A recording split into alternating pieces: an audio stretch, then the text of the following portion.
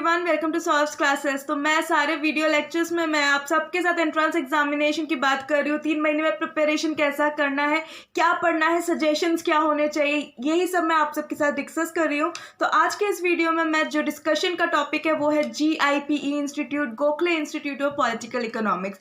तो आपको पता ही है कि इसमें मास्टर्स MA इन इकोनॉमिक्स और MSc इन इकोनॉमिक्स दोनों दिया जाता है। तो पैटर्न क्या है इस एग्जाम का? इस एग्जाम को MCQ पैटर्न में ही कंडक्ट किया जाता है। बाइलिंगुअल है, मराठी एंड इंग्लिश। और कितने क्वेश्चंस है? 100 क्वेश्चंस। टाइम कितना है? 120 मिनट। नेगेटिव मार्किंग है? हाँ बिल्कुल है। कितना? 1/4। एक गलत आंसर के लिए आपके 1/4 मार्क्स डिडक्ट हो जाएंगे और एक सही आंसर के लिए सिर्फ 1 मार्क्स मिलेंगे आपको। तो क्या मुझे सारे क्वेश्चंस अटेम्प्ट करने हैं? बिल्कुल भी नहीं। जो आप 100% श्योर है सिर्फ वही क्वेश्चंस आपको अटेम्प्ट करना है। अक्कर बक्कर बम्बे बो करेंगे तो आपके स्कोर्स घट जाएंगे, chances of getting into the institution घट जाएगा। तो यहाँ पे चांस मिलना ज़्यादा इंपॉर्टेंट है। तो आपको एक्ट स्मार्ट करना है, आपको सब कुछ मार्क नहीं करना है। जो आपको पता है, जो आप 100% श्योर है, जहाँ से आपको 100% मार्क्स मिलने की होप है आपको, तो ही आप अपना आंसर वहाँ पे करेक्ट जो है वो आप वहाँ पे ज़रूर मार्क करके आइए। तो अब हम लोग बात कर लेते हैं पैटर्न। तो यहाँ के 3 सेक्शंस हैं। तीनों सेक्शन कैसे डिवाइडेड है? पहला सेक्शन जो है आपका, उसमें 30 क्वेश्चंस 30 मार्क्स का पूछा जाएगा मैथमेटिक्स एंड स्टैटिस्टिक्स से। उसके बाद आपका जो सेकंड सेक्शन है उसमें 30 क्वेश्चंस पूछे जाएंगे, अगेन 30 मार्क्स का, कोर मैथमेटिक्स से। और जो लास्ट सेक्शन है आपका वो है इकोनॉमिक्स, 50 क्वेश्चंस 50 मार्क्स। तो आप वेटेज देख ही सकते हैं, इकोनॉमिक्स सेक्शन में सबसे ज़्यादा वेटेज दिया गया है, 50% वेटेज 50 मार्क्स का।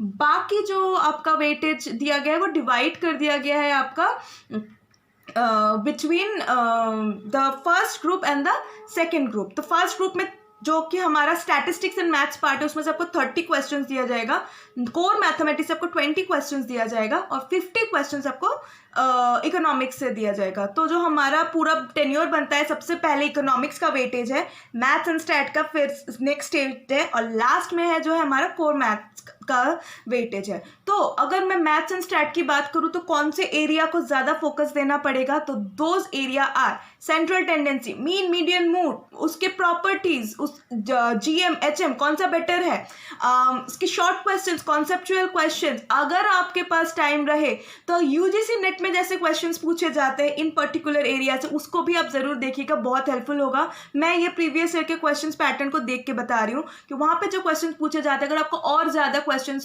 प्रैक्टिस करना है तो आप UGC नेट के क्वेश्चंस भी थोड़ा बहुत वहाँ से हेल्प ले सकते हैं। तो ये हो गया आपका जो स्टैटिस्टिक्स पार्ट है उसका जो इम्पोर्टेंट पार्ट है वो। तो इसके अलावा और क्या है? डिस्पर्शन है, कोरिलेशन, रिग्रेशन है, इंडेक्स नंबर है। तो central tendency, dispersion, correlation, regression and index number, ये 5 टॉपिक गलती से भी आप छोड़ के नहीं जाएंगे। ये इंपॉर्टेंट है, 100% क्वेश्चन यहाँ से आएगा, आप मान के चलिए।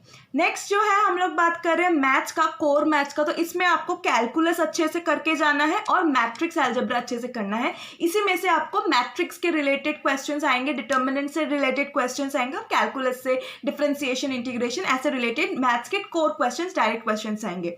और अब हम लोग बात करते हैं जो सबसे इंपॉर्टेंट वेटेज वाला जो पार्ट है, that is our economics. Yes, 50 questions 50 marks, मतलब आधा मार्क्स तो आपका इसी सेक्शन से आ जाना चाहिए। तो अगर मैं क्वेश्चन स्टैंडर्ड की बात करूँ तो काफ़ी स्टैंडर्ड क्वेश्चंस है। अगेन मैं इसके लिए भी आपको बोलूँगी आप प्रीवियस ईयर क्वेश्चन तो पढ़ेंगे ही ज़रूर और मॉक टेस्ट भी देंगे, लेकिन अगर आपके पास टाइम हो और अगर आपको और सजेशंस चाहिए तो आप UGC नेट का जो क्वेश्चन है इकोनॉमिक्स का, माइक्रो के पार्ट से, मैक्रो के पार्ट से और इंडियन इकोनॉमी के पार्ट से, ये वाला आप ज़रूर देखिएगा क्योंकि बहुत मिलता जुलता पैटर्न है थोड़ा बहुत। तो आपको वहाँ से ज़्यादा क्वेश्चंस और आइडिया मिल जाएगा क्योंकि आप GIPE के क्वेश्चंस अगर देखेंगे तो वहाँ पे इस तरीके के भी क्वेश्चंस पूछे जाते हैं, जैसे कि कौन सा थ्योरी कौन से इकोनॉमिस्ट ने दिया है, नाम बताइए। ऑप्शंस में आपको इकोनॉमिस्ट के नाम दे दिए जाते हैं। तो ऐसे options, match the following type के क्वेश्चंस वाले ऑप्शन, ऐसे क्वेश्चंस आपको UGC नेट के एग्जाम में बहुत मिल जाएगा। बहुत सारे ऐसे क्वेश्चंस UGC नेट में पूछे जाते हैं। तो इसीलिए आपको इस एरिया में आपको बहुत हेल्पफुल और ज़्यादा प्रैक्टिस करने के लिए टॉपिक्स भी मिल जाएगा अगर आपने उस एग्जाम्स के क्वेश्चंस को भी वहाँ से फॉलो किया। तो ये एक सजेशन था आपके लिए। तो अगर मैं अब डायरेक्टली एरियाज़ की बात करूँ तो माइक्रो इकोनॉमिक्स को अच्छे से पढ़िए। तो माइक्रो इकोनॉमिक्स के कौन से एरिया को पढ़िएगा?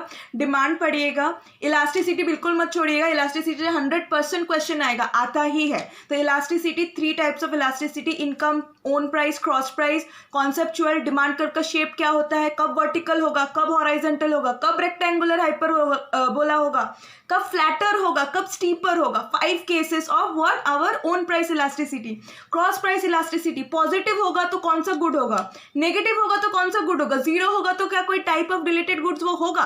तो ये सारे क्वेश्चंस आपको बहुत अच्छे से पढ़ने हैं, ठीक है। इसके अलावा आपको स्टैटिस्टिक्स के बारे में तो आप जो फर्स्ट पार्ट में प्रिपेयर करेंगे वो आपको थोड़ा बहुत इकोनॉमिक्स के सेक्शन में भी आपको हेल्प हो जाएगा, क्योंकि हमें पता है कि हमें इकोनॉमिक्स पढ़ने के लिए ढेर सारी स्टैटिस्टिक्स वैसे भी पढ़नी पड़ती है।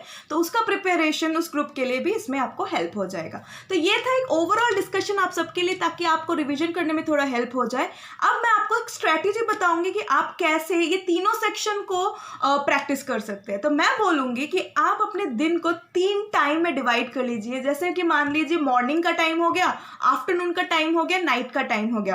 तो आप इन 3 ड्यूरेशन में आपको पता है कि मॉर्निंग का सबसे ज़्यादा टाइम मिलता है पढ़ने का और नाइट में भी मिल जाता है, इवनिंग से। अगर मैं बोलूँ कि आप अगर लेट लर्नर नहीं है, मतलब लेट नाइट लर्नर नहीं है और आप 12 बजे के अंदर पढ़ाई ख़त्म कर देते हैं अपना, तो मैं वैसे करके बता रही हूँ कि आपका पास इवनिंग का 12 बजे तक टाइम है, तो that is around you will have 5 to 6 hours.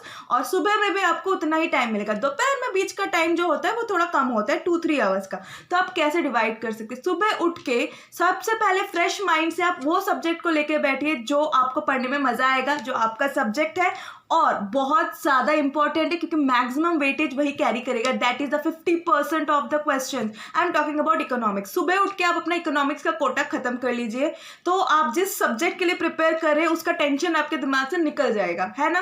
दोपहर में जो थोड़ा सा टाइम है उसमें आप अपना रीजनिंग एबिलिटी लेके बैठिए कि हाँ, मैं रोज इतने क्वेश्चन इस टॉपिक से रीजनिंग का प्रैक्टिस करूंगी, क्योंकि जितना ज़्यादा आप रीजनिंग प्रैक्टिस करेंगे उतना ईजिली आप क्वेश्चन पेपर में अटेम्प्ट कर पाएंगे। आप भले ही 500 क्वेश्चन प्रैक्टिस करके जाए, आपसे 501 डिफरेंट क्वेश्चन पूछा जा ही सकता है उन कॉन्सेप्ट से, लेकिन अगर आपने प्रैक्टिस किया तो आपके पास उसका ग्रिप होगा, उसको ग्रैस्प करने की ताकत होगी और टाइम में आप उस आंसर को करेक्टली करके आ सकते हैं। तो ये हो गया आपका सेकंड टाइम पीरियड में आपका 20 क्वेश्चंस के लिए प्रिपरेशन। और इवनिंग में आप आराम से अपना स्टैटिस्टिक्स उठाइए और स्टैटिस्टिक्स को अच्छे से आप अपना प्रैक्टिस कीजिए, क्योंकि मैथ्स और रीजनिंग आप दोपहर में ही कर रहे हैं। कैलकुलस बोलिए, सब कुछ बोलिए, और आप स्टैटिस्टिक्स को पूरी आप अपना टाइम दीजिए। इंडेक्स नंबर बोलिए, कोरिलेशन बोलिए, उसको आप इवनिंग टाइम में कीजिए। तो देखिए, आपने दिन को 3 हिस्से में डिवाइड कर लिया और आपने तीनों पेपर के सेक्शंस को उसी हिसाब से डिवाइड कर लिया।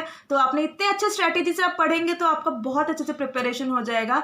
और रिवीजन तो मस्ट है, एग्जाम से पहले 15 दिन ज़रूर रखिएगा रिवीजन के लिए। तो ये था आपके लिए कुछ टिप्स, सजेशंस और इम्पॉर्टेंट एरिया जो आपको पढ़ना चाहिए आपके GIPE MA या MSc इकोनॉमिक्स एंट्रेंस एग्जामिनेशन के लिए।